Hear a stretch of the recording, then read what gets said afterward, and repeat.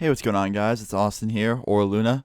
Now, today I'm telling the story of probably one of the creepiest fans I've ever met in my entire life. And it wasn't just like one occurrence, there was a lot. I'm going to talk about them. So let me just get right into this, guys. Please leave a like on this video. And yeah, here we go. So, about 6 months ago, I was at a party, okay? And I've been to parties before where there's like people that watch my videos there and they'll come up to me and they'll just talk to me, like have a friendly conversation. It's really awesome. And this one dude, he was really cool at first. He's like, yeah, man, I watch your videos. This one's my favorite. And we just had a cool, genuine talk. And we talked about YouTube and a whole bunch of other stuff. And the night came to an end. And I was like, all right, man, see you later.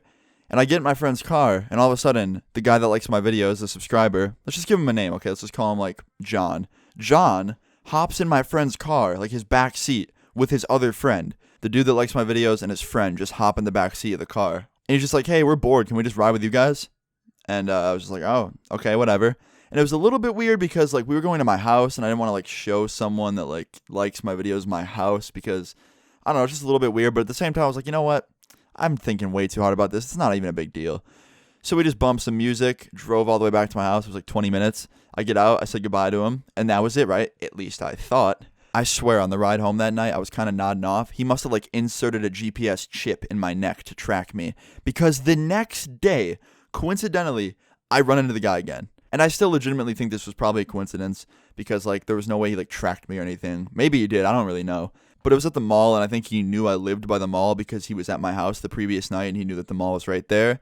So he went to the mall and just maybe thought he'd see me, and he did. And I said, hey, man, how you doing? Like, long time no see. And we talked for a quick second. I said goodbye to him because I had to go and shop with my friend, and I thought that was the end of it. Here's where it starts to get a little bit creepy. Every time I would post something on my Snapchat story, he would look at my story and know where it's at because he's from the area, and he would then follow me to those locations. For example, the third time I saw him, I was at a grocery store with some friends really late at night, and I took a photo of me sitting in a shopping cart and put it on my story. I put a video up too, and he saw those, and he knew where they were from because he's from the area, and he went there and met us. And this was only a few days later, so I kind of knew something was up with him, like, following me through my Snap stories and stuff.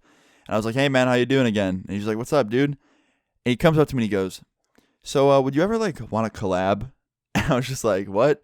He's like, would you ever, like, want to collab with me? I was like, what, like, being a video for your channel? He's like, well, I don't have a channel yet, but, like, maybe do it on your channel and kind of, like, kickstart mine. And I was like, I'm sorry, man, I only really collab with, like, good friends. He's like, come on, bro, we are friends. We are friends. And I was just like, yeah, but, like, really, really good YouTube friends. And he's like, okay, fair enough. And he said bye to us and my friends, and he just left. And me and my friends kind of laughed. We're like, did this guy really just drive all the way over here to ask for a collab from me? But anyway, the story doesn't end there. This is where it hits its peak, okay?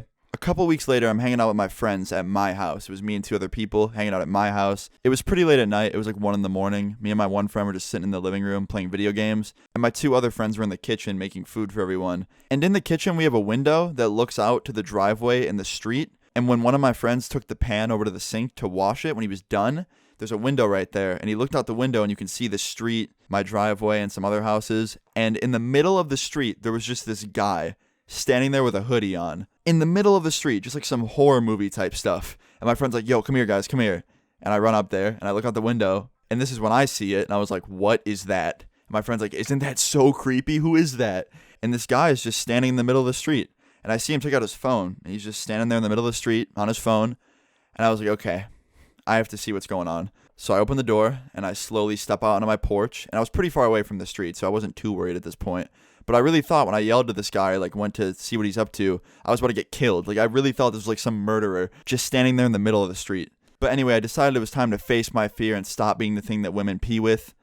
Yeah, sorry, YouTube's current state, I can't say pussy. Yeah, I can't say cunt either. Or fucking vagina. I'm just kidding, I can, but I'm just messing around. Anyway, I stopped being a vagina, and I just yelled to this creepy guy in the street. I was like, hey, man, what are you doing? He's like, hey, Luna.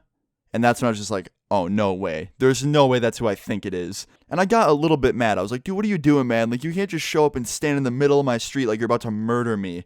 And he just holds his phone up, and he's like, well, I was trying to tweet you. And I was like, no, man, don't do that. Like, don't show up to my house and then tweet me that you're outside. That's even more creepy. He's like, oh, sorry, dude. And he's like, you want me to leave? And being honest, I did want him to leave, so I was just like, yeah, man, if you could. He's like, all right, man, no worries. And he just gets in his car and dips. Like, just had his car parked right on the side of the road. He was alone. He just left. It was so weird. I've barely seen him since this. I've seen him once at a party and, like, once at the store. And it was pretty spaced out, so I don't think he's, like, following me or anything. But But it was just so creepy. It was like a stalker situation. And I don't have a Snapchat anymore, so he can't follow me through that either. I do have Instagram stories still, but he hasn't really done anything. But yeah, pretty crazy story. I hope that like he never shows up again. And it was super, super creepy and just kind of terrifying, to be honest, in the moment. But yeah, guys, please leave a like for this crazy, scary story. Subscribe if you're new. And yeah, leave your stories in the comments down below. I'll see you guys all tomorrow. Peace.